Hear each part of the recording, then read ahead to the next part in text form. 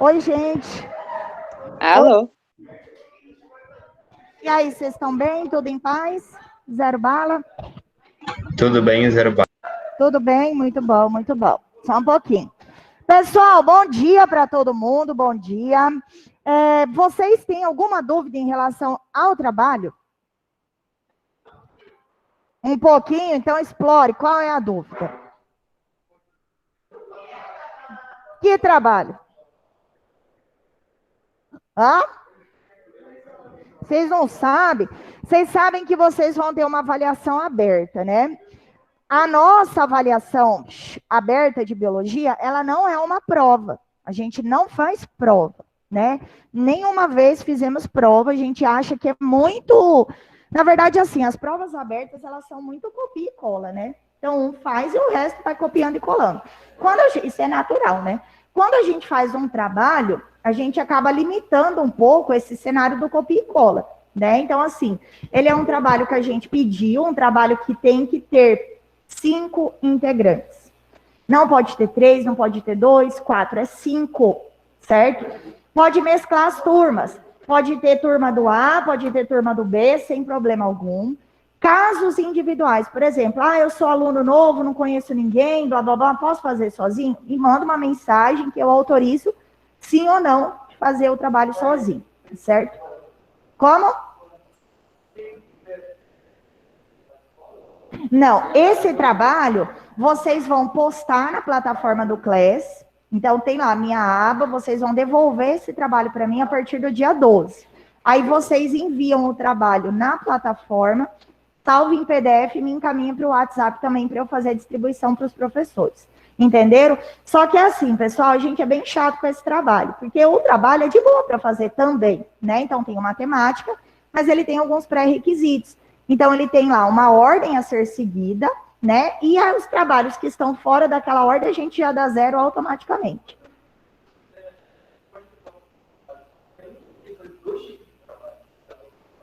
Não, você só vai entregar para mim o trabalho, só para mim. Sempre eu que sou a responsável, né? Tanto no segundo quanto no terceiro ano. Então, tudo vocês conversam comigo em relação ao trabalho, na minha plataforma e também no WhatsApp. Professora? Vai postar no Class. Esqueci o nome da nova. A BNT não precisa, a gente não cobra isso, não. Não. Pode, se quiser organizar, pode organizar, sem problema. Uhum. A BNT, exatamente.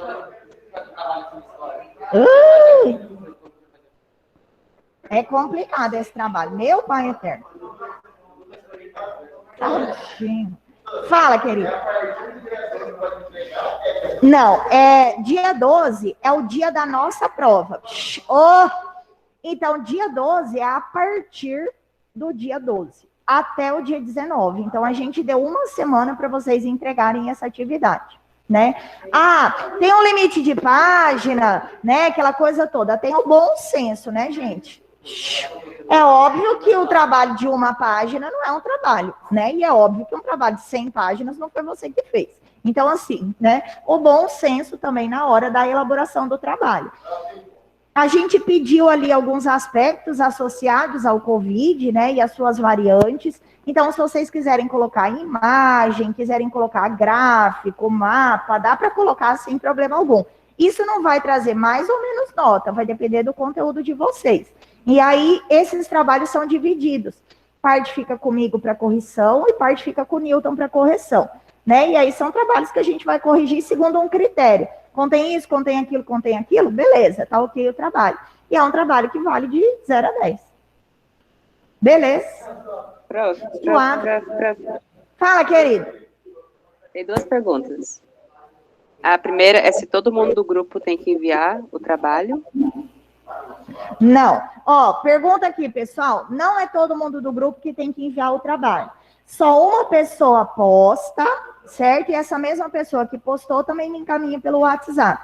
Só que não esqueçam de colocar o nome de todos os integrantes, né? Por exemplo, ele fez com 5 pessoas aqui. Só que ele colocou só o nome dele, é só ele que vai ganhar nota. Professora, mas eu esqueci de colocar o nome, esqueceu, o problema seu, não é meu. Então é 0 para os demais, certo? Professora, Beleza? a gente tem que falar só aqueles 2 tópicos que a senhora colocou? Não entendi. Pergunta de novo. Peraí, pessoal, só um pouquinho. Só aqueles 2 tópicos que a senhora colocou? Entendi nada de novo.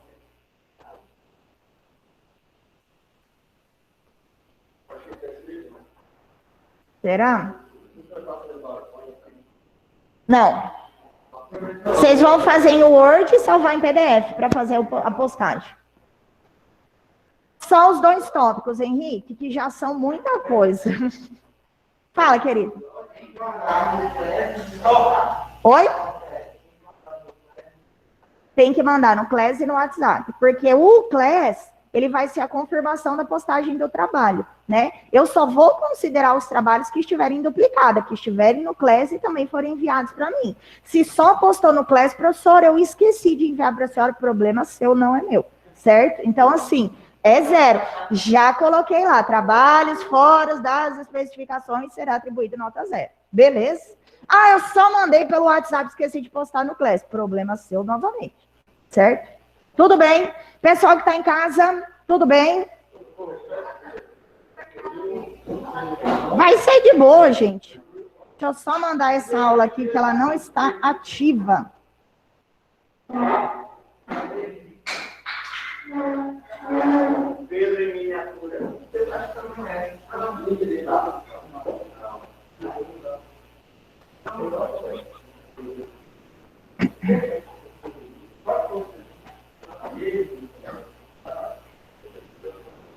E aí, pessoal, vocês lembram qual eram as doenças que a gente estava?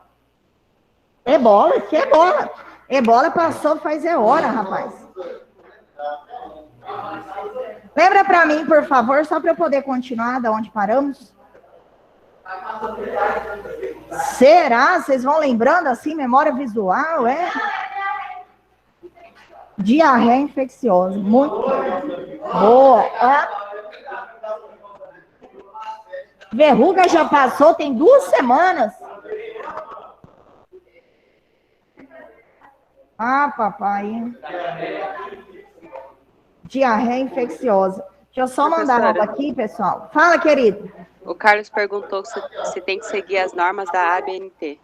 Não precisa, Carlos. Você apenas contemple os itens que estão solicitados ali. Mas não precisa ter aquele rigor de espaçamento, e-mail, número, margem e tal. Não, gente, isso aí não. A gente vai avaliar o conteúdo mesmo, né? Não vamos avaliar a estética do trabalho. Então, não se preocupe em relação a isso, Carlos. Tá bom?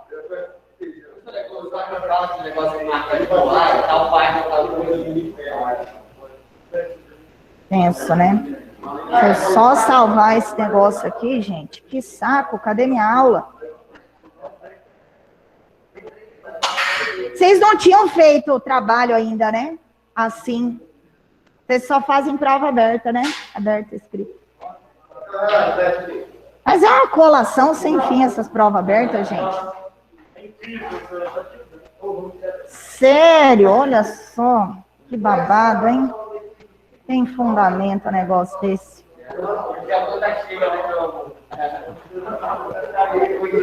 Colação atrás da outra. Um dia a conta chega, pensa só.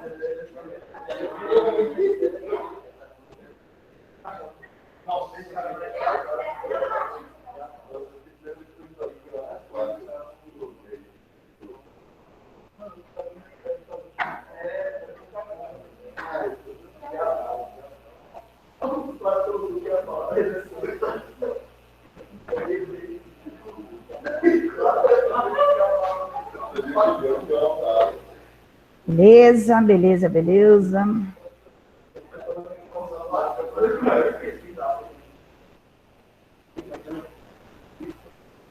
E aí, vocês acharam que a gente ia voltar para a aula? Vocês acharam? Gente, eu achei que a gente não ia voltar, sabia? Ah, meu pai, sério?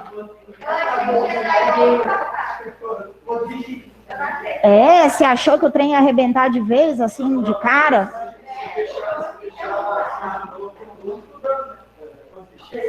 Para, não fala isso não. Ai, não, gente. Na verdade, eu achei que a gente ia ficar pelo menos um mês bloqueado. Juro por Deus. Porque, gente, não faz sentido voltar depois da Páscoa. Nenhum sentido, né? Domingo de Páscoa foi um domingo de intenso aglomeramento, assim, sabe? Acabou o ovo de Páscoa, gente. Mercado, Americana, todos os supermercados acabaram os ovos. Pra gente ter noção tão sério que foi o negócio, né? O povo saiu de casa, então. Pessoal que tá em casa, tá vendo a apresentação do slide? Tudo bem? Henrique, dá um sinal aí. A gente tá vendo meetings. Tá vendo? Sim? Estamos vendo. Beleza, então. Bom, gente, então bora lá, né? A gente volta aí. Só que é uma coisa que eu tô orientando o pessoal no geral.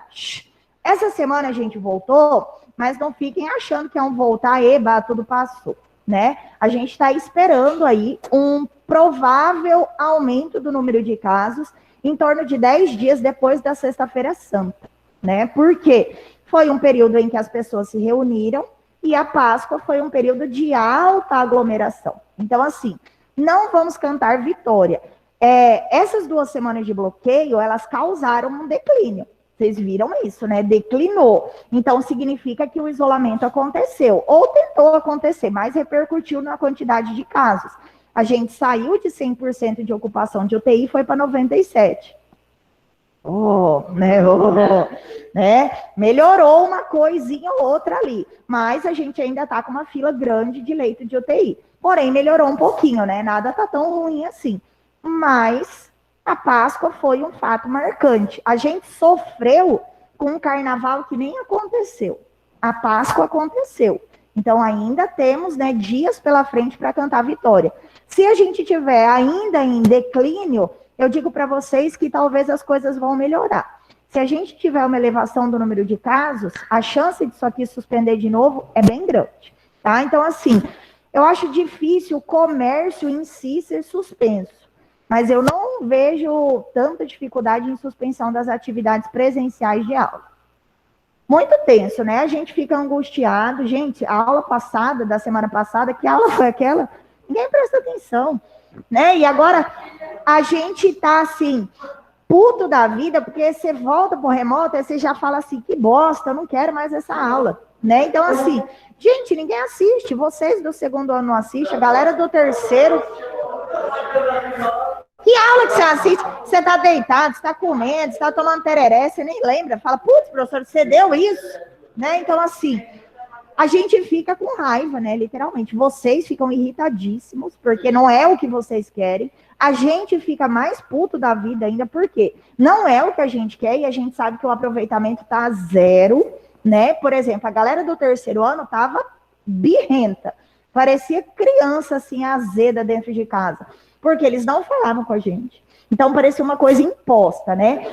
Não, nem câmera ligar é só milagre, né? Um ou outro ligava, aí a hora que ia ligando, você já viu o estado. Tava dormindo, tava comendo. Tinha um menino que assistia a aula da gente tocando bateria. Então, você fala, que o guri tá tocando bateria assistindo aula? Ou seja, não tá assistindo aula nenhuma, né? Então, assim, vamos esperar, né? Vamos esperar, tendo ciência aí que essa nossa realidade esse ano vai ser assim, né? Vai ser assim.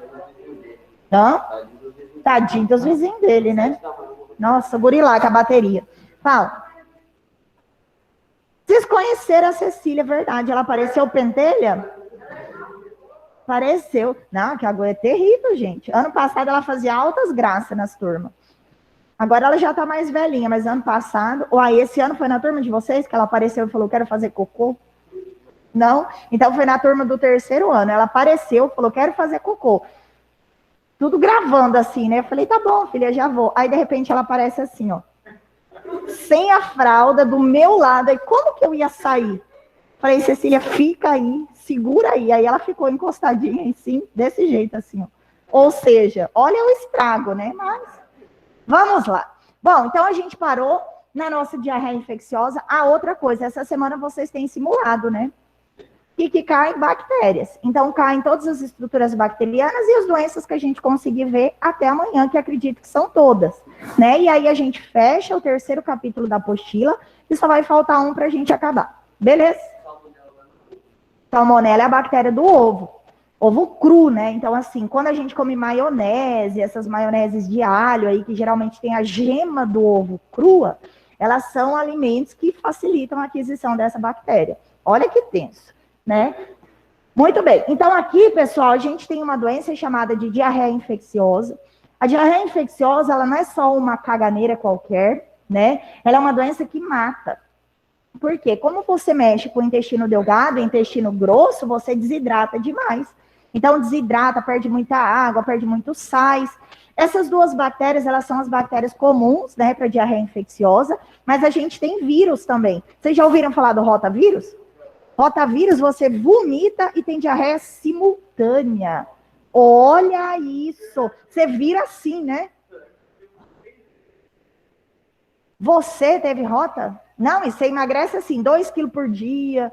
É horrível, horrível.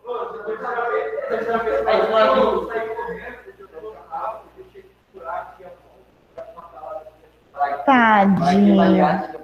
Pra que bariátrica, né? Toma o lactopur que tudo se resolve. Tá vendo?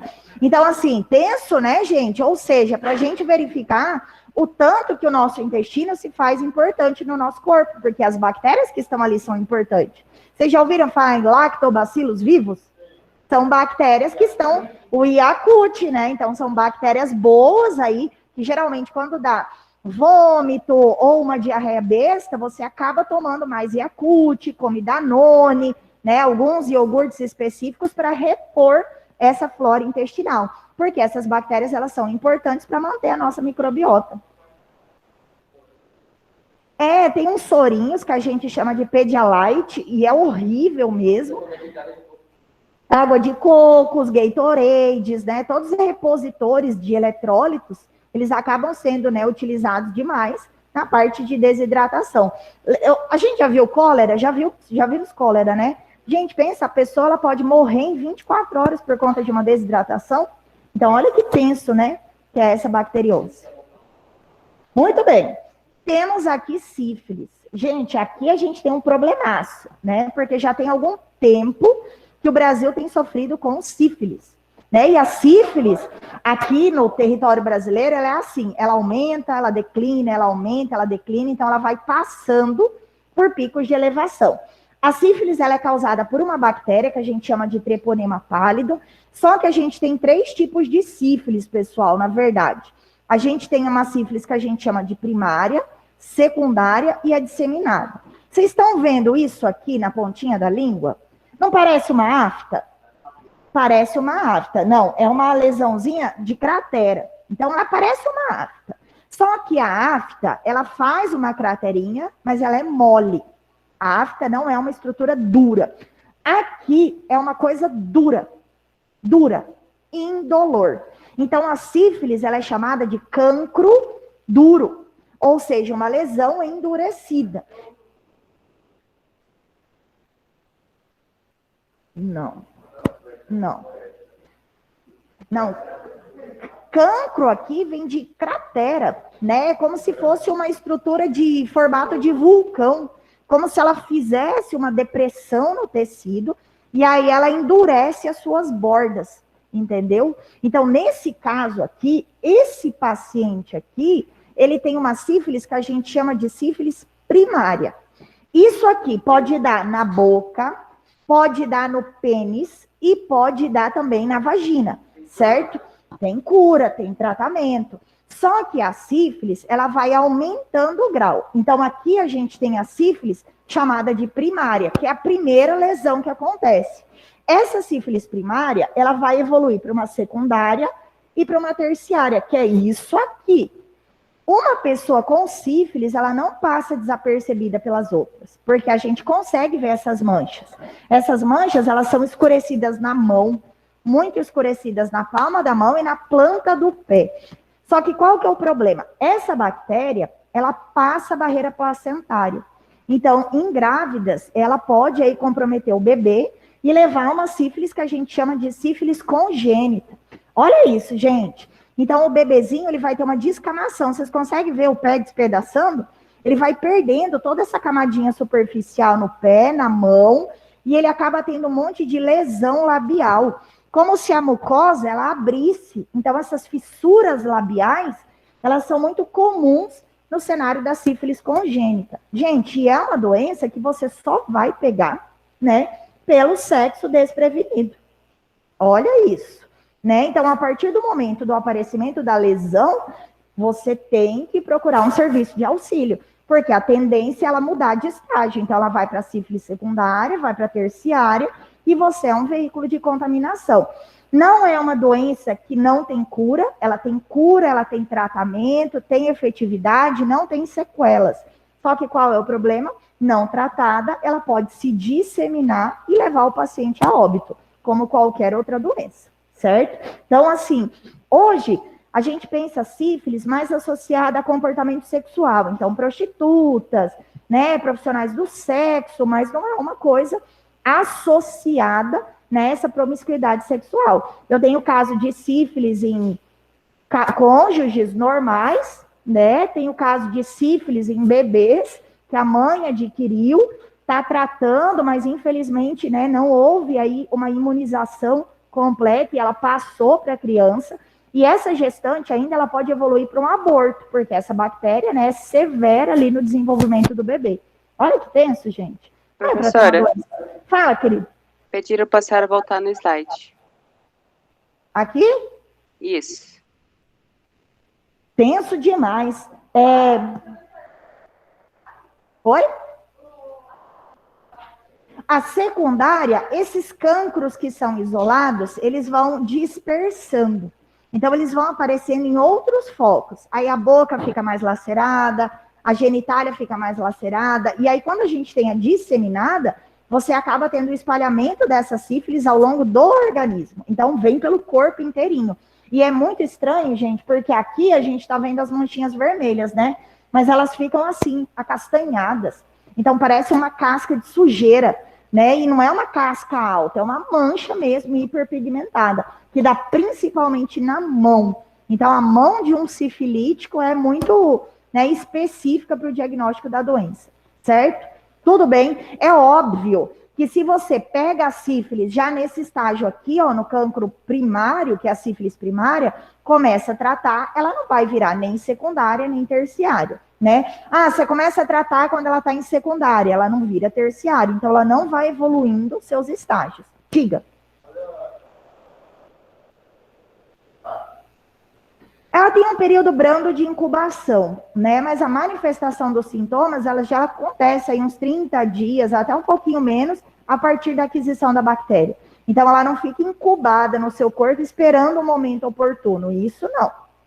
Entendeu? Penso, né, gente? Olha que loucura. E é feio pra caramba, hein? Temos aí a gonorreia. A gonorreia, ela também, né, é uma doença associada a práticas sexuais. Hoje a gonorreia, ela é conhecida como uma IST, então ela é uma infecção sexualmente transmissível. A presença dessa bactéria pode até mesmo causar esterilidade. O menino pode ficar estéril e a menina pode ficar estéril. E no caso da gonorreia, é uma doença muito tensa porque o pênis e a vagina ficam pingando. Então é uma doença que dá muita secreção.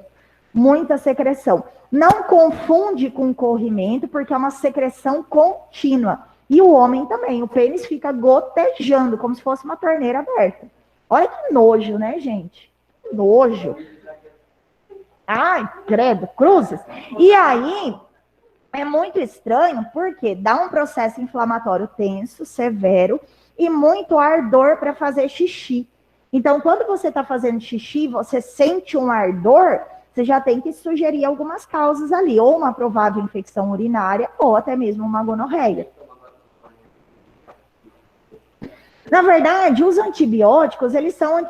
O antibiótico para gonorreia é o mesmo para Covid, é a azitromicina que toma. Então, assim, é um antibiótico forte, né? Ele mexe com o pH do estômago, ele pode dar diarreia, e você tem que tomar aí por um período, né? Que pode oscilar de 7 a 14 dias.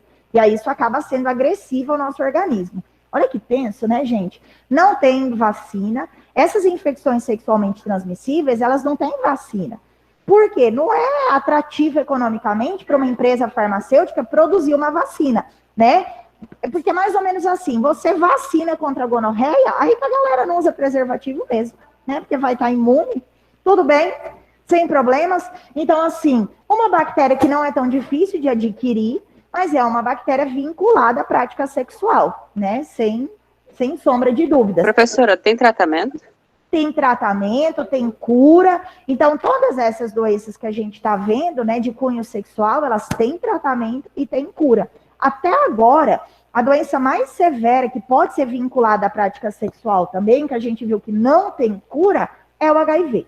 Né? Então, o HIV, infelizmente, a gente não tem uma cura efetiva para ele. Tem o tratamento, mas não cura. Essas demais que a gente está vendo, a gente tem cura. Não, até o presente momento, a gente só tem 2 curas documentadas na literatura para o HIV. Tão louco, né, gente? Professora, tomar cuidado. Fala.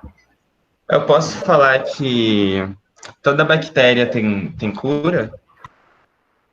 Não, não pode falar que toda bactéria tem cura, porque algumas bactérias, elas têm um potencial de multiplicação muito rápido e invasão extrema do tecido. E aí não dá tempo de ter uma cura efetiva por conta da velocidade de multiplicação do micro-organismo. Então, não dá para falar.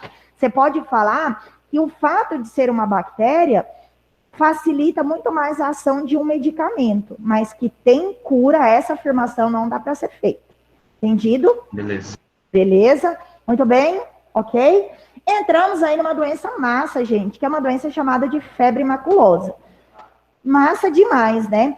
Só que não confundam a febre maculosa. Vocês já ouviram falar da doença do carrapato? Já? A doença do carrapato, ela é uma doença chamada de erliquiose e é uma doença também chamada de babesiose. Oi. Nossa, mas também, né, ficar com aquelas roupas, coitados, né? E o povo, assim, é muito judiado no exército, principalmente se é milico inicial, né? Aí pega carrapato mesmo. E qual é o problema? Essas 2 doenças aqui, a erliquiose e a babesiose, são as doenças que a gente conhece como doenças do carrapato. A febre maculosa, ela também é uma doença que é transmitida pela picada do carrapato, mas ela não dá nos animais assim. Ela é uma doença mais associada a bovino, equino, caprino. Então, é difícil você ver um ciclo ali dentro de cachorro e gato. Só que qual é o problema? A febre maculosa, ela é causada por uma bactéria que a gente chama de Rickettsia rickettsiae, e essa bactéria, ela é adquirida através da picada desse carrapato, que é o carrapato estrela. Esse carrapato, para ele conseguir ser efetivo na transmissão da bactéria, ele tem que ficar preso no seu tecido pelo menos 4 horas. 4 horas. Então, 4 horas é o tempo para que essa, né, bactéria seja transmitida, então, do carrapato para o ser humano. E aí, qual é o problema? Essa bactéria, ela vai se disseminar ao longo da sua circulação sanguínea.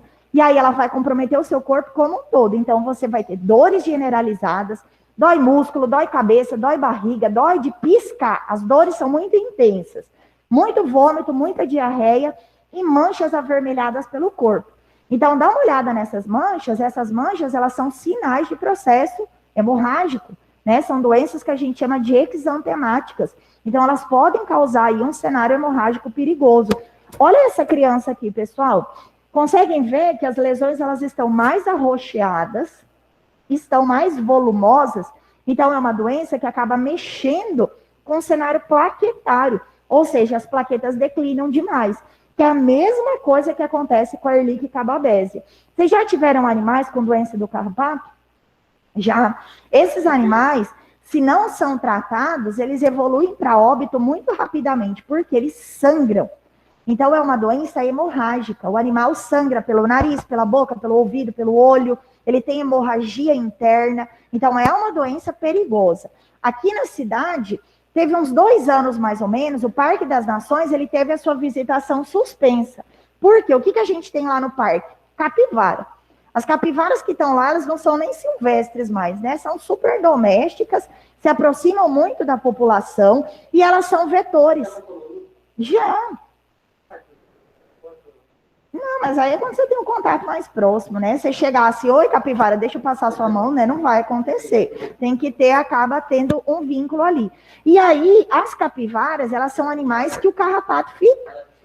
E aí, o que acontece? A prefeitura analisou alguns carrapatos, né, que foram retirados dessas capivaras, e identificaram a febre maculosa. Ou seja, teve um surtinho aqui na cidade. Muito caso ali no HU de febre maculosa. Peraí, vamos achar o que está acontecendo aqui, né? Muito bem, interditaram o Parque das Nações, a prefeitura fez uma dedetização local, e ok, tudo voltou ao que era antes. Só que é uma doença severa, perigosa. Geralmente, a galera que faz veterinária, agronomia, zootecnia, tem muito risco de adquirir essa doença, porque acaba ficando muito em contato com determinados animais. Muito tempo com uma roupa específica, né? Os meninos, quando vão para campo, eles ficam aí a manhã inteira, o período da tarde inteira, às vezes o dia inteiro. Igual ele falou do exército, né? Pega muito carrapato. Por quê? Quando você alista, você vai fazer os trabalhos mais braçais do mundo, né? E o pessoal não tem dó nenhuma de você, né? Então você vai rolar na terra, vai ficar no meio do mato. Algumas florestinhas aqui, elas facilitam demais a aquisição de carrapatos, né? E aí esses carrapatos podem ser vetores de algumas doenças. Não significa que eu tenho que ter uma cacetada de carrapato. Basta um carrapato contaminado para a doença ter seu curso infeccioso. Aqui na cidade, alguns pet shops oferecem o serviço de banho carrapaticida, né? Então você leva o animalzinho, eles dão um medicamento lá para o animal, passa no pelo, o carrapato cai. Qual é o problema? O carrapato cai e fica no pet shop. Aí o seu animalzinho vai para uma gaiola, faz o serviço, volta para lá, volta para a gaiola, e aquele carrapato que está no ambiente, ele pode picar o animal. Então, assim, hoje em dia, algumas clínicas veterinárias não dão mais o banho carrapaticida, e se você leva o seu animalzinho para tomar banho e ele está com carrapato, a clínica devolve. Por quê? Ter o carrapato é ter um veículo de contaminação. Olha que problema. Quem queria falar? Era tu? Fala.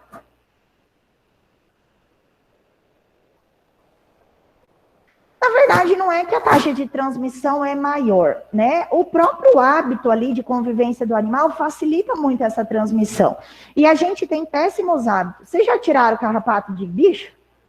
Geralmente a gente tira carrapato de bicho, o certo é tira o carrapato do bicho, bota no potinho com álcool e descarta. Tem gente que tira o carrapato, joga no chão e pisa, né? Aperta com a unha. E aí, o que você faz? A hora que você aperta o animal no meio, você dispersa todos os ovos no meio. Então, aqueles ovos vão estar presentes no meio e vão se transformar em outros carrapatos, né? Aquele carrapato que a gente chama de feijão, né? Aquilo ali é uma fêmea engurgitada, ela tá cheia de sangue. Por que ela tá cheia de sangue? Porque ela vai botar muitos ovos. Aí você estoura no chão, todos os ovos são liberados ali. Então, acaba sendo mais fácil a transmissão por conta dessa situação. Vocês conhecem Rio Verde? Rio Verde, gente, Rio Verde tem aqueles balneários famosinhos lá, que é o Sete Quedas, o Didi. Aqueles balneários, eles são forrados de carrapato. Forrados. Então, você vai lá, divar lá no meio da cachoeira e volta com carrapato. E eles parecem um grãozinho de areia grudado na pele. A gente chama eles de miquim. Então, assim, dá uma coceira, a pele fica toda zoada, cheia de manchinhas avermelhadas, né? Não causa nenhum tipo de mal, mas se for um carrapato infectado, aí sim você pode pegar até febre maculosa. Olha que louco, professora, gente. Fala. Tem alguma coisa que a gente pode tomar, tipo, algum remédio que a gente toma para não pegar o carrapato? Olha só, muito bom. Alguns medicamentos podem ser utilizados para a gente não pegar carrapato. Um deles é o complexo B. Só que não é o complexo B, todas as vitaminas do complexo B. A gente pode utilizar alguns esquemas vitaminais. Só que qual que é o problema? A hora que a gente toma o complexo B, a gente fica fedido. Então a axila fica podre. A cabeça fede, porque a gente intensifica a produção de suor pelas glândulas sebáceas, de suor pelas glândulas, né, sudoríparas, e sebo pelas glândulas sebáceas. Então a gente não é picado por carrapato. Só que, gente, a gente fica fedido. Numa catinga. Entendi. Pensa só, então tem, né? Mas aí tem prós e contras. Ontem eu estava falando com a galera do terceiro, eles estão mais ou menos no mesmo conteúdo que vocês já acabaram. E aí tem um aluno que falou que o tio dele, ele pesca Aí, quando eles vão pescar, eles acabam pegando muito carrapato. E o que eles fazem? Antes de pescar, eles tomam enxofre. Olha isso, gente. Uma colher de enxofre, beleza? É o suficiente. E tem coisas associadas a raças. Por exemplo, asiáticos, eles têm uma menor taxa de infecção de carrapato. É como se fosse uma característica sanguínea que não permitisse a associação do carrapato. Olha isso. Sangue ruim mesmo, né? Pode ser. Então, né? Olha que loucura, né? Até fatores, né? Étnicos aí associados à manifestação dessa doença. Beleza? Tudo bem aqui? Tudo bem? E aí, já ouviram falar da peste bubônica, da peste negra, certo? Quem nunca viu essa imagem aqui dos médicos da peste? Pensa, gente, olha que loucura. É uma das pandemias mais clássicas aí que nós passamos, né, na Idade Média. Então, essa pandemia, ela foi causada, na verdade, por uma pulga, né? Era uma bactéria que era transmitida pela picada de uma pulga. Então, dos ratos. Nessa época, a gente tem um marco muito grande aí, que era a ausência de higiene, né? A galera não tomava banho, não tinha nenhuma condição de, né, saneamento, né? O ambiente era muito depravado, assim, né? Era um lugar muito insalubre. Isso fazia com que os animais, né, proliferassem à torta direita, principalmente ratos. E aí os ratos, eles conseguem abrigar, né, parasitas como as pulgas. E as pulgas abrigam essa bactéria chamada de Yersinia pestis. Então, a picada dessa pulga favorecia o aparecimento, né, de uma lesão generalizada no corpo. Então, a gente chama a peste bubônica de peste bubônica, né, peste sepsêmica, peste pneumônica. Você tinha, gente, lesões espalhadas pelo corpo, parecia que você estava apodrecendo, tossia demais, escarrava sangue. E aí eles acreditavam numa teoria que a gente chamava de teoria miasmática, que na verdade essa doença, ela era causada por germes que estavam presentes no ar, como se fossem energias ruins que entravam no nosso corpo e causariam algumas, né, deformidades ou algumas patologias. E aí surgiram os médicos da peste. Gente, eles usavam esses turbantes imensos que arrastavam no chão. Já era um fator de risco, né? Porque o fato de arrastar no chão fazia com que as pulgas subissem todas, né? Pelos turbantes. E eles usavam essas máscaras de bico de papagaio, né? Por quê? Ali dentro daquela máscara, eles colocavam folhas, como se fosse folha de eucalipto e algumas ramas. Para quê? Para filtrar o ar. Então, eles acreditavam que o ar passava por um mecanismo de purificação até a sua inalação. E, na verdade, não tinha nada a ver, né? Era todo o cenário aí que possibilitava que essa pessoa, né, fosse acometida pela peste. Gente, tenso, né? Prof, Não, é desenho só. Desenho fictício. Fala, querido. o que é a teoria miasmática mesmo? Não entendi. É porque antigamente eles acreditavam que a vida ela podia surgir através de energias que estavam dispersas no ambiente, que eram chamadas de miasmas. Então, a teoria miasmática era uma teoria que justificava que talvez a aquisição de algumas doenças se dava pela inalação do ar contendo essas energias ruins. Então, a isso eles atribuíram a teoria miasmática. Entendido? Entendi. Louco demais, né, gente? Achar que a gente vai inalar uma energia ruim e aí essa energia ruim vai desencadear o aparecimento de uma doença? Zero condições, né? Muito bem. E aí, o que acontece? Acabamos. Voltam sim. Acabamos, meu povo, ó, em cima. Ou seja, game over bactéria, tchau bactéria, acabou. Vou ver se eu lanço para vocês uma tarefinha de bactéria no AVA. Pessoal, vou tentar lançar lá no SAI, lá, uma tarefinha para acabar o módulo. E não esqueçam o lance do trabalho, tá? Qualquer lançar para daqui 2 semanas. Me grita, gente. Diga, querido. Fala, Henrique. Se era avançar para daqui 2 semanas, tá bom, professora. Por favor, né? Gente, um beijo. Fiquem com Deus, juízo, se cuidem. Qualquer coisa, vocês me gritem.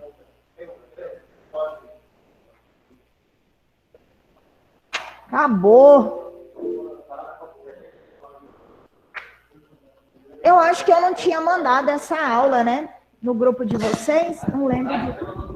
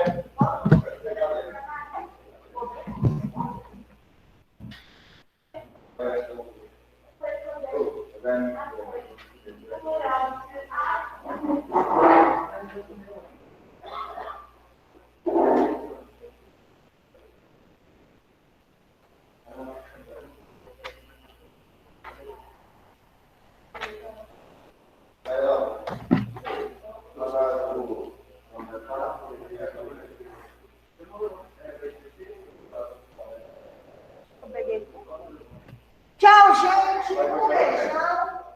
Até amanhã. Juízo vocês. Tchau, né?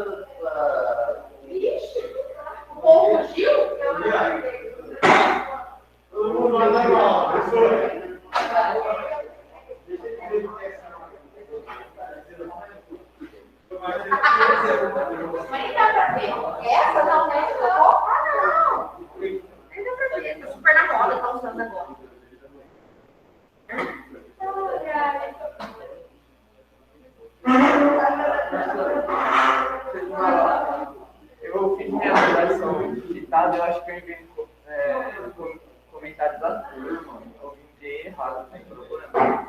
Essa de ontem? Geralmente, isso não aconteceu só com você. Alguns alunos fazem isso. Eu corrijo manualmente, aí eu oriento. por favor, coloque em anexo, parará. Mas eu corrijo, não tem problema. Se, quando eu abrir no seu nominho, se ela aparecer, eu corrijo tranquilo. Ué, eu não sei cadê o resto da turma.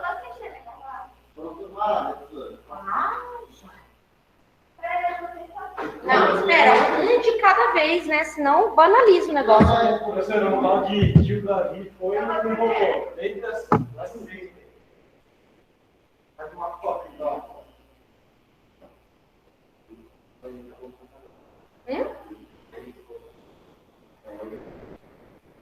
Bom, e você?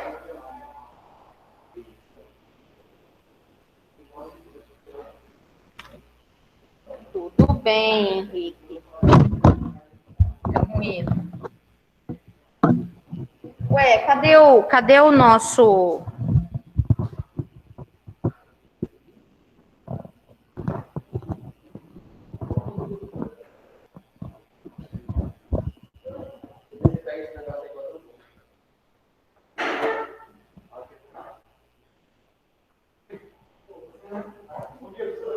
Bom dia. Cansados e com sono. Mas já é semana de prova? Não é, não. Não, é semana de Avas, quase pior.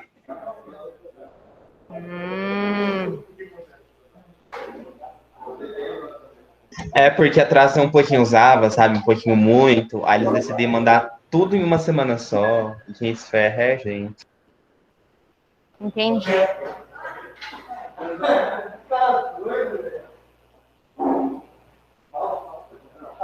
Deixa eu voltar aqui.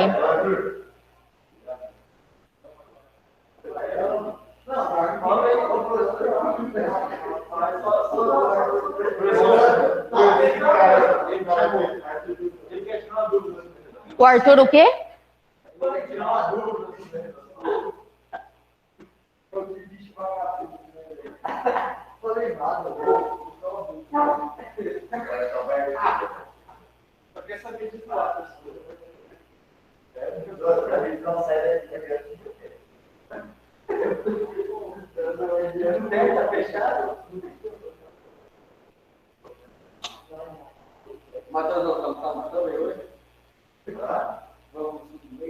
Não, hoje eu vou lá.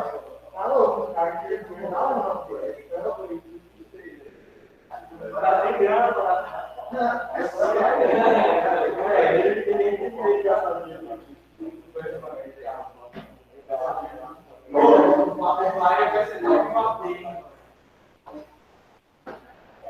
vai subir, vai descer, vai ser tudo vazio. Vamos lá, galera. Página apostila. Página 106. A apostila. Página 106. Ah, gente, pelo amor de Deus, né? Vai. E aí ninguém vai sair mais, não. Até porque eu cheguei e vocês já estavam fora da sala.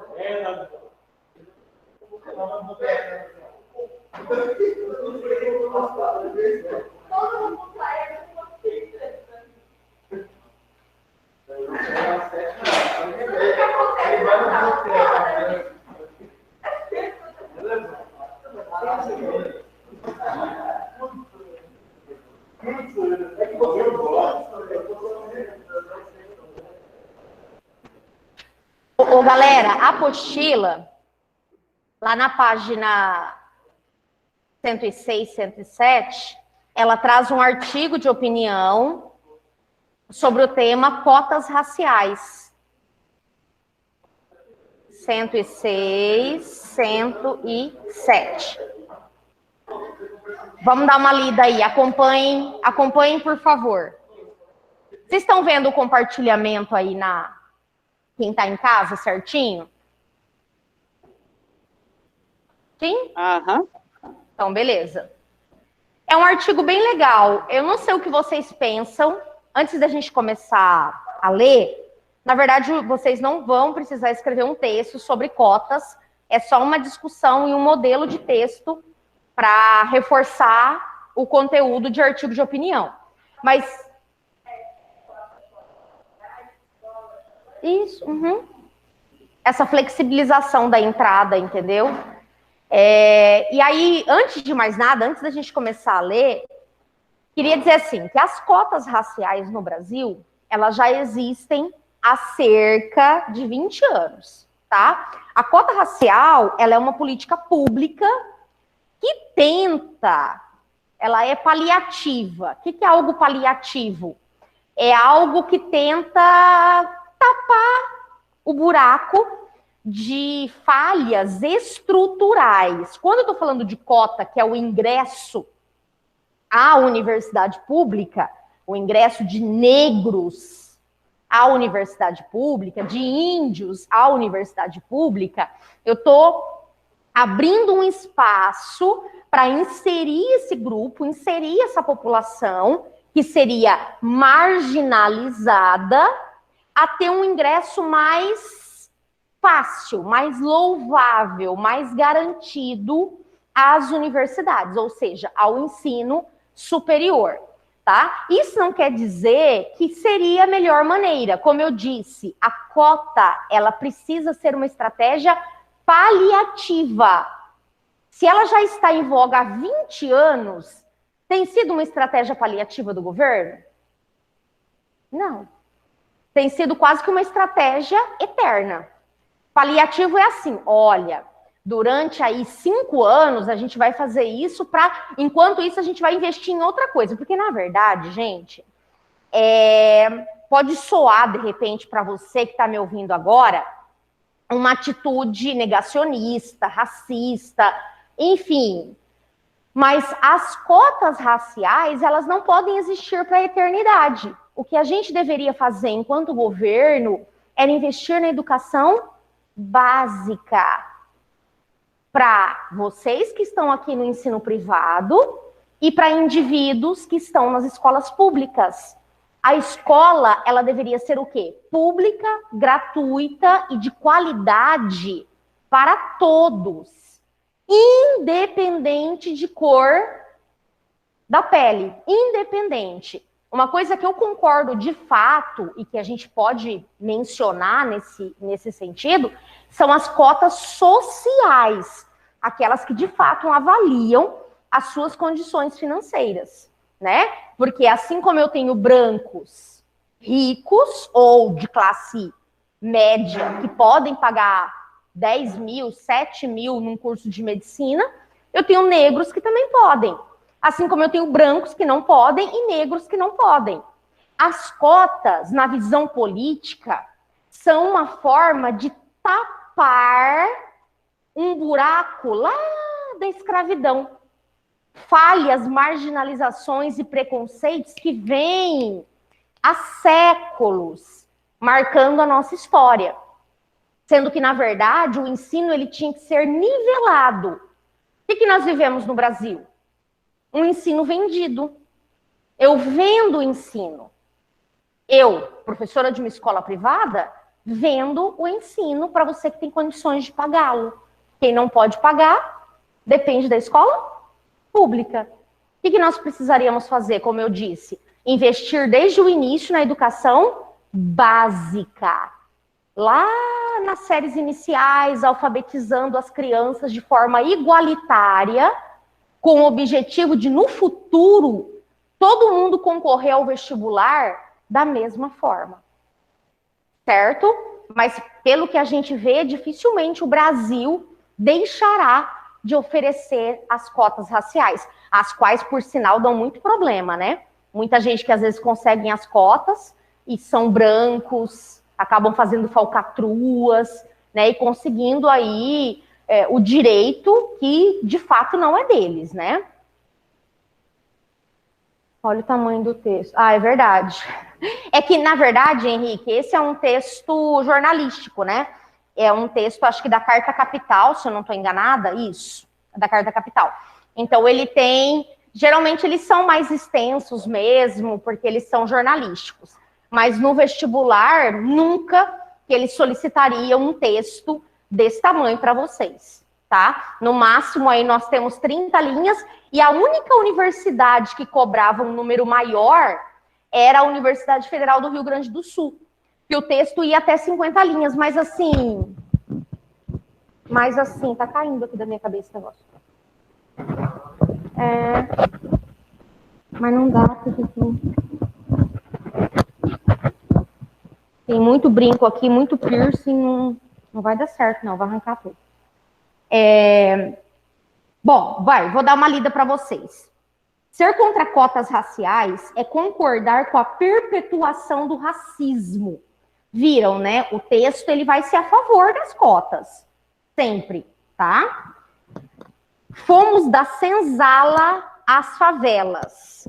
A maioria da população negra é pobre por conta da herança escravocrata, que deve ser reparada, viram? Então, a maioria da população negra é pobre por conta da herança escravocrata. Essa é a maior justificativa da aplicabilidade das cotas no país. É comum algumas pessoas não entenderem por que afirmamos que pessoas contra cotas raciais são racistas. Há quem pense que racismo diz respeito somente a ofensas, injúrias, e não percebem o quanto vai muito mais além. Se trata de um sistema de opressão que privilegia um grupo racial em detrimento de outro. E falando em racismo propriamente, racismo estrutural, a gente tem acompanhado aí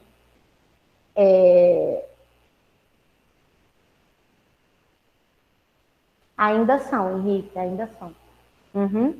A gente tem acompanhado desde a semana passada o julgamento do policial que asfixiou o George Floyd nos Estados Unidos, né?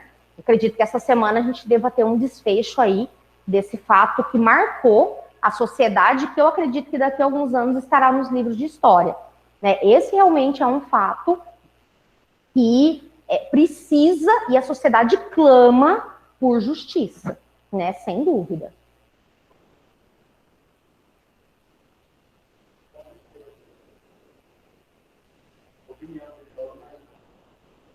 Ah, você falar sua opinião? Pode. É que eu não estou ouvindo.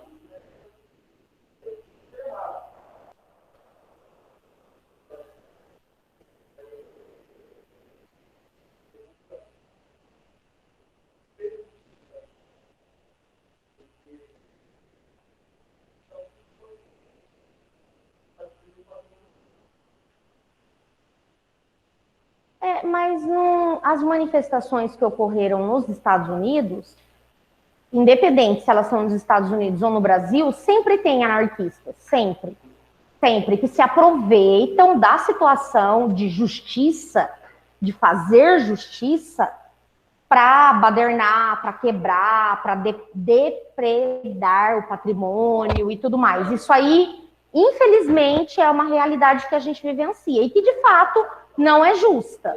Não são.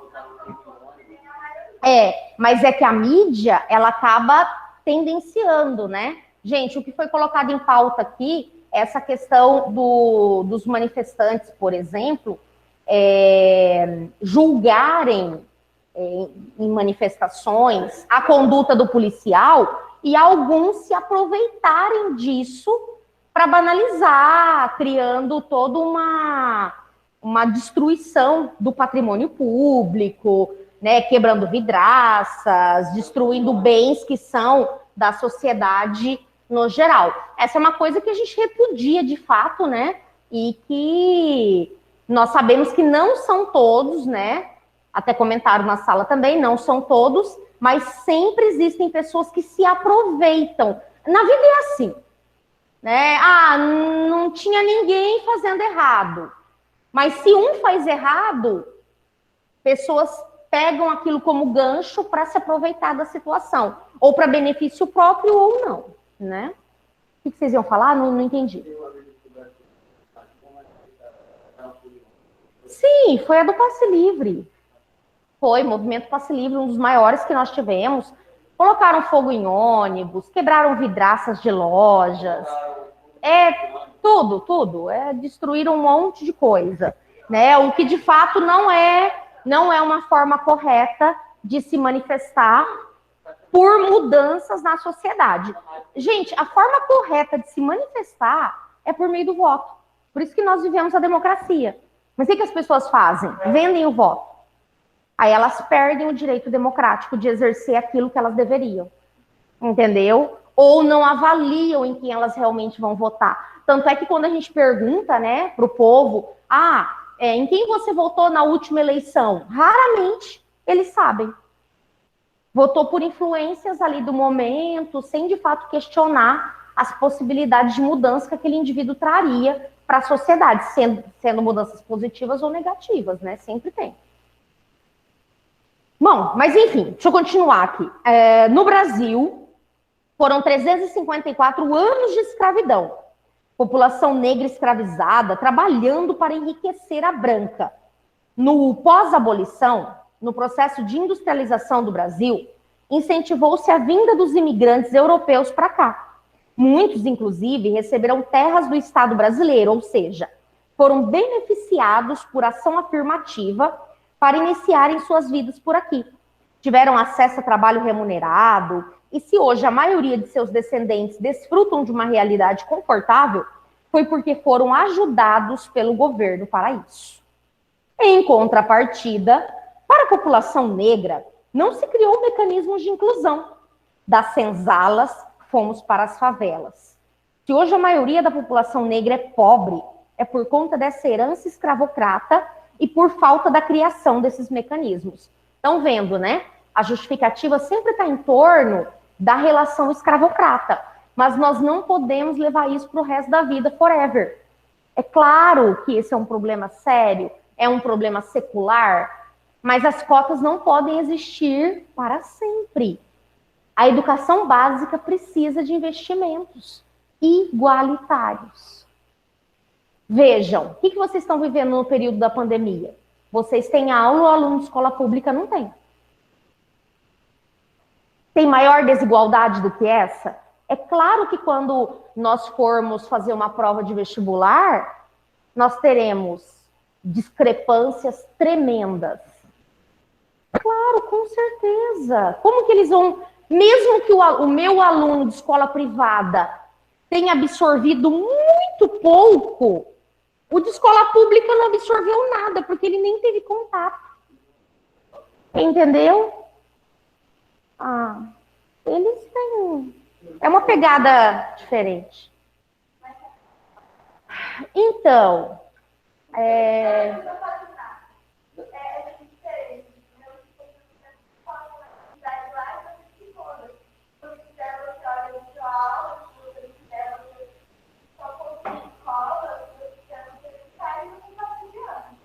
por aí.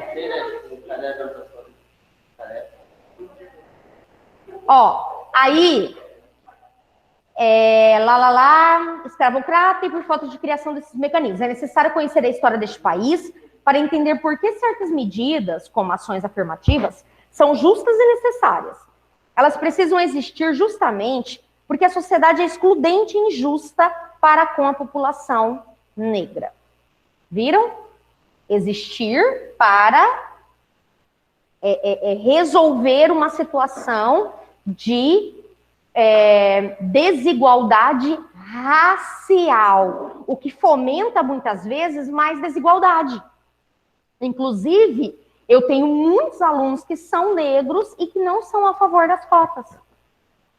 E mesmo que quando eles foram oriundos de escola pública, né? Muitas vezes estudaram a vida toda na escola pública e hoje estão no cursinho, eles não são a favor, porque eles acreditam que é uma forma de excluí-los também, né? De rotulá-los, enfim. Cota é uma modalidade de ação afirmativa, já estou lá na página 107, para quem está acompanhando a leitura aí, que visa diminuir as distâncias, no caso das universidades, na educação superior. Mesmo sendo a maioria no Brasil, a população negra é muito pequena na academia. E por quê? Porque o racismo institucional impede a mobilidade social e o acesso da população negra a esses espaços. Aqui falando do artigo de opinião, né? Deixando um pouquinho de lado a história das cotas, Ontem vocês entregaram um artigo de opinião e reforçando que o artigo precisa dessa interlocução. Viram a perguntinha aí? Pessoas brancas são privilegiadas e beneficiadas pelo racismo. Um garoto branco, de classe média, que estudou em boas escolas, come bem, aprende outros idiomas, tem lazer e passa em uma universidade pública, pode se achar o máximo das galáxias. Mas, na verdade, o que ocorre é que ele teve oportunidades na vida para isso. Essa expressão "pra", ela é informal, tá? E ela aparece aí, na verdade, porque o texto é jornalístico. No texto de vocês do vestibular, não poderia. Mesmo que vocês fazem para mim lá e postam no Class. Oportunidades são elas que não são as mesmas. Ah, não, eu pulei, né? Qual mérito ele teve? Nenhum. O que ele teve foi condições para isso. Um garoto negro, pobre, que estuda nas péssimas escolas públicas, come mal, não tem acesso a lazer, para passar em uma universidade, terá muito mais dificuldades para isso, porque não teve as mesmas oportunidades. Cota não diz respeito à capacidade. Capacidade sabemos que temos. Cota diz respeito a oportunidades. São elas que não são as mesmas. Então, e quando eu reforço, quando eu falo de oportunidades, eu falo de educação igualitária. Educação. Não criar uma política quando o cara está entrando na universidade. Ele precisa de ajuda desde quando ele está sendo alfabetizado. Não só quando ele tem 18, 20, 25 anos e é negro.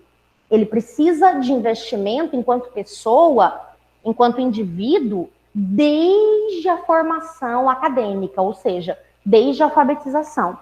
Por isso que nós precisamos, de fato, exigir sempre, enquanto nós vivermos, investimento na educação básica, investimento na saúde, que é o que prioriza a Constituição. Né? Mas por conta das desigualdades, a gente está vivendo isso aí, né? Se o Estado brasileiro racista priva a população negra dessas oportunidades, é dever desse mesmo Estado construir mecanismos para mudar isso. O movimento negro sempre reivindicou cotas juntamente com a melhoria do ensino de base. Só que, segundo pesquisa do Instituto de Pesquisa Econômica Aplicada, IPEA, demoraria por volta de 50 anos para que a educação de base fosse de qualidade. Mas vejam bem, né? Vamos pensar numa situação hipotética. Se desde o início das cotas, lá antes do governo Lula, ele já estivesse investindo numa educação igualitária e de qualidade para todos vocês, talvez em breve as cotas não seriam mais necessárias, né? Mas isso foi feito? Não. Quantas mais gerações condenaríamos sem as cotas? Cotas e investimento no ensino de base não são tópicos excludentes. Ao contrário, devem acontecer concomitantemente. Cotas não são pensão da Previdência, são medidas emergenciais. É o que eu estou tentando explicar para vocês, viram? Medidas emergenciais, temporárias, que devem existir até as distâncias diminuírem. Minha avó materna, nascida na década de 20, teve de começar a trabalhar aos 9 anos de idade como empregada doméstica. O Estado brasileiro não garantiu seu direito à educação.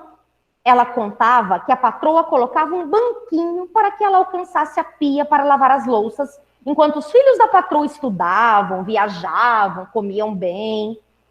Josélia Oliveira, atleta de levantamento de peso, possui uma história similar. Trabalhou como empregada, cuidava dos filhos da patroa, enquanto os mesmos faziam balé, inglês. Sou do interior do Rio de Janeiro. Aos 6 anos, já subia no banquinho para lavar louças e para cuidar de crianças menores. Algumas dessas famílias me trouxeram para o Rio de Janeiro com a promessa de cuidarem de mim, mas eu só trabalhava. Não recebia salários e ganhava roupas e brinquedos usados. Muitas meninas do meu bairro tiveram o mesmo destino. Só aos 14 anos fui entendendo que aquilo era exploração, mas recuperar tanto tempo perdido não é fácil. Por isso, Cotas são necessárias, diz. Viram? Nós temos relatos de pessoas que realmente foram excluídas, marginalizadas, exploradas. Mas, reforço, não dá para ter cota pro resto da vida. Tentando melhorar só aqui, sem mexer internamente nos problemas do Brasil. Josélia nasceu em 1978 e ainda enfrentou a mesma realidade de minha avó. O que, na verdade, é a realidade de muitas mulheres negras. Infelizmente, essa ainda é a regra. E para se pensar políticas públicas, devemos nos ater à regra e não a exceções. Utilizar o ex-ministro do Supremo Tribunal Federal, Joaquim Barbosa, como exemplo, quando a maioria da população negra está na pobreza, é além de um argumento falho, ignorância e má-fé.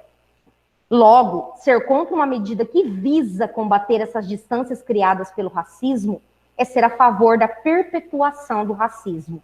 E se você se coloca contra, isso te torna o quê? Pesquisem sobre o conceito de equidade aristotélica. Sim, de Aristóteles, o filósofo grego. As ações afirmativas também se baseiam nele, que basicamente significa tratar desigualmente os desiguais para se promover a efetiva igualdade. Você deve estar se perguntando de repente, né? Mas, Lohane, e agora nas universidades, nós não temos bem mais, né, um número bem maior de negros? Com certeza. Claro que temos. As cotas ofereceram, as cotas oportunizaram. Isso foi positivo? Foi positivo. Mas, volta a reforçar, o ensino de base clama por mudanças igualitárias. Ou seja, se duas pessoas vivem em situações desiguais, não se pode aplicar o conceito de igualdade abstrata, porque concretamente é a desigualdade que se verifica.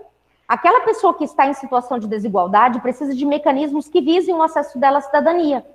Em relação a pessoas brancas pobres, existem as cotas para quem é oriundo de escolas públicas, as cotas sociais, mas as raciais também são necessárias, porque pessoas brancas, por mais que pobres, possuem mais possibilidades de mobilidade social, uma vez que não enfrentam racismo.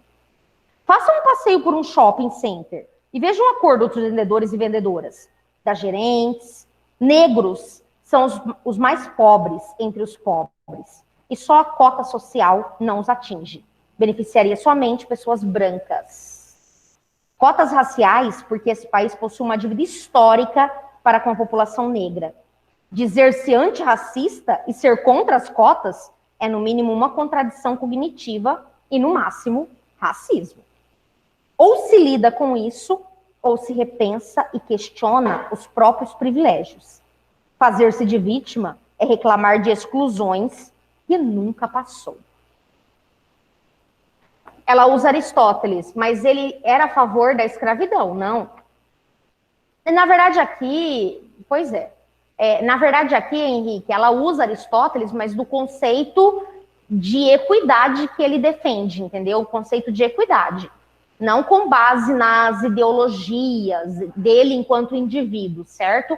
E sim naquilo que ele escreveu, vamos dizer assim. Sabe, mais ou menos, como que eu posso reforçar? Sei lá, eu tenho uma opinião do Arnaldo Jabor no dia a dia, ele enquanto articulista. Mas aquilo que ele escreve, aquilo que ele projetou é outra coisa, aquilo sim pode ser usado. Não, ele não é diferente, ele trabalha essa ideia que a cidadania ela tem que ser oportunizada de acordo com as necessidades, isso é equidade. Por exemplo, eu vou citar um exemplo mais fácil do que a questão racial, a questão da deficiência. O aluno deficiente, ele está numa sala regular. Se ele não tem um professor de apoio, ele não está incluído. Ele precisa do professor de apoio. Pô, Lohane, mas se ele precisa do professor de apoio, ele está sendo excluído, porque os outros não têm e ele tem. Não. Ele precisa do professor de apoio para que ele consiga desenvolver aquilo que os outros, que são tidos como típicos, normais, conseguem fazer sem auxílio. É mais ou menos isso. As cotas elas oportunizam falhas da própria sociedade. Entendeu? Sem levar em conta aí necessariamente Aristóteles, porque ali o que ele faz é um conceito da teoria trabalhada por Aristóteles, não necessariamente o ponto de vista dele no dia a dia, entendeu? Por exemplo, eu sou a favor do investimento na educação. Eu acho que não precisaria de nenhuma cota se nós investíssemos na educação. Quer dizer que eu sou racista? Então, eu não sou racista. De forma alguma. Eu só acho que o correto para o Brasil ou para qualquer nação é investir em políticas públicas eficientes de verdade. Porque as cotas são uma maquiagem. De acordo com o texto, eu sou. Isso mesmo, Henrique. Isso é, no mínimo, contraditório. É isso mesmo que eles falam. Mas, olha, o que eu queria dizer, eu li esse texto, acho que foi na segunda, lá na outra sala, e eu achei ele incrível. Eu achei muito bacana, assim, para vocês refletirem enquanto artigo. Viram? O artigo é isso. Ele te leva a pensar, ele te leva a refletir, ele te leva a analisar determinados pontos de vista. Isso é muito interessante.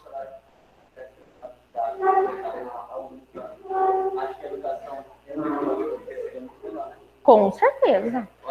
Na verdade, a educação só não é melhor porque existem os desvios de verba. Em todas as áreas, né? Isso não é só educação, não.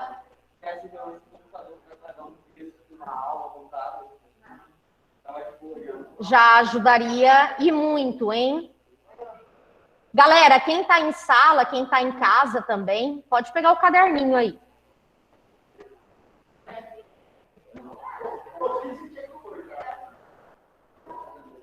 Vamos mudar de gênero.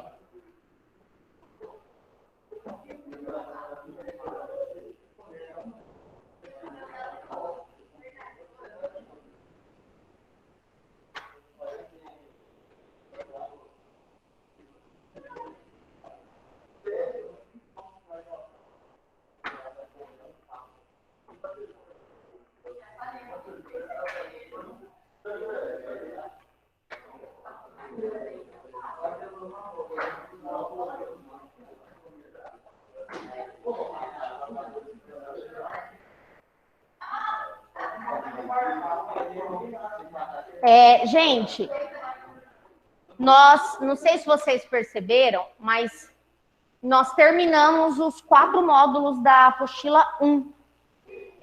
O primeiro módulo falava de comentário argumentativo e tal. O segundo falava de charge, cartoon. O terceiro também falava dessa análise de textos argumentativos, né? Por isso que trouxe aquele da UFPR que nós fizemos. E esse de artigo de opinião. Aí, sempre quando termina, eu priorizo a dissertação, porque é o que é realmente cobrado, né, e mais exigido nos vestibulares de vocês. E hoje, eu vou falar de uma parte da dissertação, que é um microtexto, que é a conclusão. Por isso que eu coloquei ali dissertação argumentativa, conclusão. Por que eu priorizei a conclusão? Porque ela tem aspectos bem particulares no Enem, que é, como o nome já diz, uma proposta de intervenção para o problema abordado, tá? Então, pensando nisso, eu vou colocar ali a teoria, aí vocês vão anotando, e aí depois a gente faz alguns modelinhos de intervenção para vocês verem como isso funciona na prática, realmente. Por que já é chamada? Já acabou? Não, mas não é 8h40 que acaba. Ah, tá. Falta 5 minutos. Ah, tá. Bom, gente, a conclusão, aqui eu destaquei proposta de intervenção e destaquei o Enem, porque na UFMS, na UFGD, na UEMS, o fecho da conclusão não é com intervenção, ele é um fecho resumitivo, tá? Então, aqui eu vou colocar o passo a passo do que deverá ter na sua conclusão, que é a próxima atividade que a gente vai fazer. Inclusive, Para fechar o bimestre, essa atividade que vocês entregaram ontem foi a última. A partir da próxima já é para o segundo bimestre. Porque nós já temos que fechar as notas, segundo a direção, né, o calendário e tal. Mas para quem está em casa, para quem está na sala, dos simulados semanais, sexta-feira é o último? Ah, então tá certo, é isso mesmo. Tá certinho.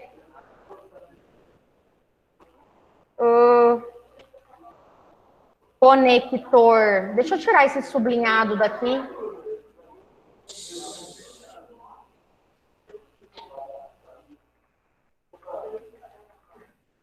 Conector conclusivo.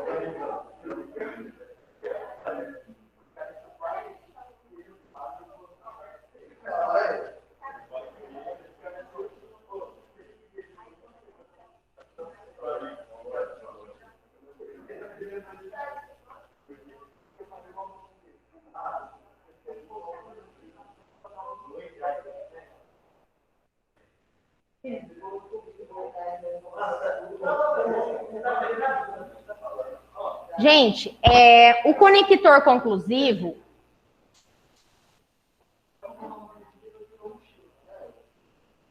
conector conclusivo, ele é importante para marcar o parágrafo de conclusão, então ele tem que aparecer. Cuidado para vocês não usarem o conector errado, tá? Tem aluno começando a conclusão com o conector contudo. Contudo é adversativo. Dessa forma, portanto, assim. Dessa forma, aí eu coloco mais duas vezes assim. Pode. Uhum. Professora, Pode perguntar, tô te ouvindo. pode usar sendo assim? Pode sim. Beleza.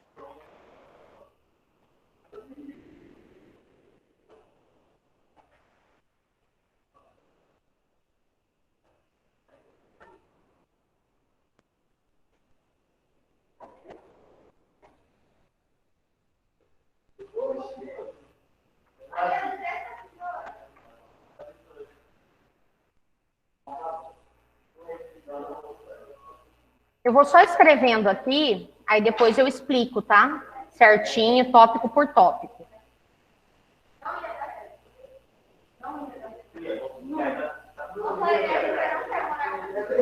Quem?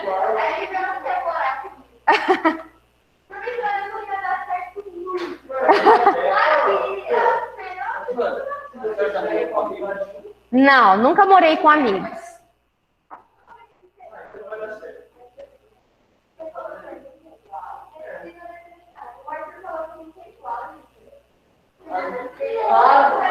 As duas têm um neurônio.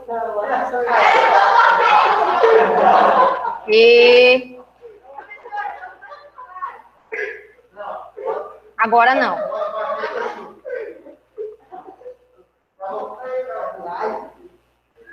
Galera, eu vou salvar aqui a aula. No próximo tempo eu continuo, tá? Até mais.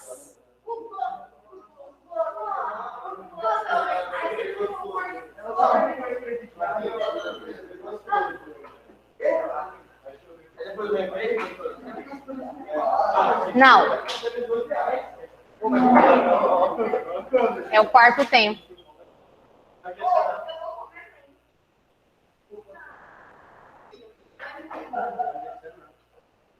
Tchau, professora. Tchau, gente.